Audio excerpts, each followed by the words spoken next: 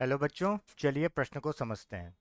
5 centimetre की दूरी पर स्थित दो बिंदुओं ए व बी के विभव क्रमशः धन 10 वोल्ट तथा ऋण 10 वोल्ट है। एक कूलाम आवेश को ए से बी तक ले जाने में कितना कार्य करना होगा? तो सर्वप्रथम हम बात करते हैं यहाँ पर मुख्य अवधारणा की। मुख्य अवधारणा में हम देखेंगे विभवांतर। विभवांतर देखिए, विभवांतर क्या होता है? जैसे मान लीजिए कि मैंने दो बिंदु ले लिए ए और बी। इस पर वैद्युत विभव वी ए है, इस पर वैद्युत विभव वी बी है। तो इन पर विभव का अंतर मतलब वी ए ऋण वी बी किसके बराबर होता है? विभवांतर के बराबर होता है। या फिर मैं दूसरे शब्दों में कहूं तो किसी इकाई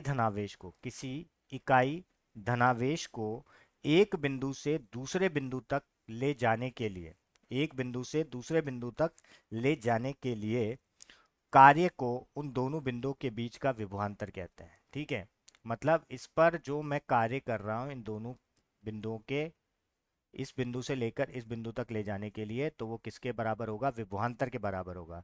तो विभवांतर को मैं क्या लिख सकता हूं? कार्य बटे आवेश, जिस आवेश को आप लेके जा रहे हो वो। ठीक है, तो वी ए वी बी बराबर होता है डब्ल्यू बटे क्यू के। ठीक है, अब हम बात करते हैं हल की। तो देखिए, हमें दिया क्या हुआ है? हमें दिया है, पहला तो हमें दे रखा है कि दो बिंदु है ए और बी। इन दोनों के मध्य की दूरी कितनी है? 5 सेंटीमीटर की। ठीक है, 5 सेंटीमीटर की दूरी है। अब ए बिंदु पर जो विभव है वो +10 है और बी पर ऋण 10 वोल्ट है। ठीक है बच्चों, अब ये बोल रहा है कि हमने एक कुलाम चार्ज लिया। हमने एक कुलाम यहाँ पर क्या लिया है? धनावेशित एक कुलाम आवेश लिया। उसको ए से बी तक लेके जा रहे हैं हम। तो ए से बी तक लेके जाने के लिए हमें कितना कार्य करना होगा?